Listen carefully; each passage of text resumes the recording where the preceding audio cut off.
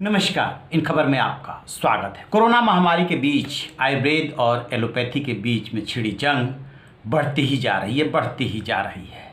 बाबा रामदेव ने जिस तरीके से आईएमए और एलोपैथी पे अटैक किया है, उसके बाद आईएमए ने भी अब बाबा रामदेव पे करारा चोट किया है। एक तरफ आईएमए की उत्तराखंड यूनिट ने 1000 करोड़ का मानहानि का नोटिस भेजा है। दूसरी तरफ आईएमए ने अब सीधे प्रधानमंत्री का दरवाज़ा खटखटाया है और कहा है कि जिस तरीके से बाबा अनर्गल बयान दे रहे हैं कि एलोपैथी स्टूपिड पैथी है और वो किसी का जान नहीं बचा पाई। जितने लोग ऑक्सीजन की कमी और दवाइयों की कमी की वजह से मरे, उससे ज़्यादा लोग जो है एलोपैथी की दवाई लेकर के मरे, इस तरीके का बयान दे रहे हैं। फिर वो कह रहे हैं 25 सवाल पूछ रहे हैं, उसमें भी अनर्गल सवाल पूछ रहे हैं।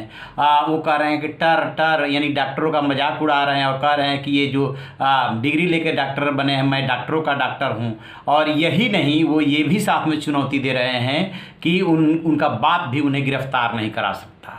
अब इतना कहने सुनने के बाद डॉक्टरों का मानना ये है कि हमारे बीच के 1200 के आसपास डॉक्टर इस महामारी में चले गए हैं। रात दिन हम जो है संघर्ष कर रहे हैं और ऐसे में इस पेंडेमिक के बीच बाबा रामदेव जो बयान दे रहे हैं वो देशद्रोह की कैटेगरी में आता है। लिहाजा उनके खिलाफ देशद्रोह के तहत एफआईआर दर्ज करके कार्रवाई की जाए।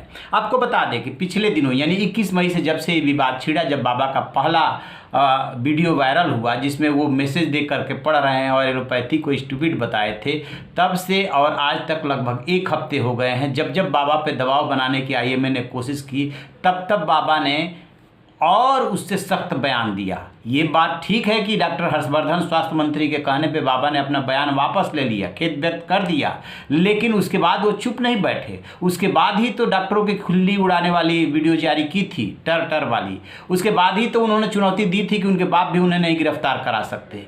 अब बाबा रामदेव का बयान लगातार आ रहा है और कल तो उनके जो नज़दीकी हैं आचार्य बालकृष्ण, उन्होंने इस मामले को दूसरा टर्न दे दिया कि इस देश में को ईसाइयत में कन्वर्ट करने की साजिश चल रही है और इसी के तहत आयुर्वेद और बाबा रामदेव को टारगेट किया जा रहा है। तो इस तरीके से बाबा रामदेव जिस तरीके से बोल रहे हैं और लोग उनके साथ भी खड़े हैं, ऐसा नहीं कि बाबा अकेले हैं, लोग भी उनके साथ खड़े हैं। ऐसा लग रहा है जैसे कि उन्हें संरक्षण प्राप्त है और आईएमए को लग रहा है कि उसे न्याय नहीं मिल रहा है। न्याय इसलिए नहीं मिल रहा है कि बाबा की जगह पे अभी तक कोई और होता तो अब तक एफआईआर हो गई होती और गिरफ्तारी भी हो गई होती। कि आखिरकार बाबा के प्रति सरकार इतना सॉफ्ट क्यों है?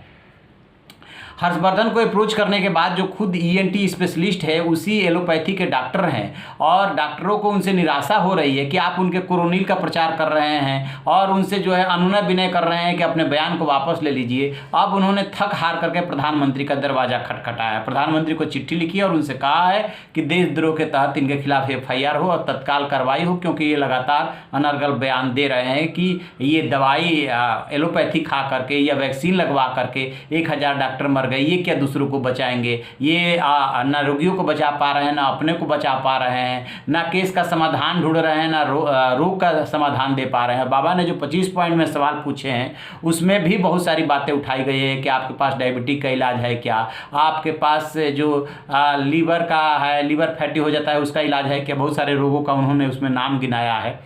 बाबा की कई बातों में दम है, तर्क है, ऐसा नहीं है। स्वस्थ बहस हो सकती है।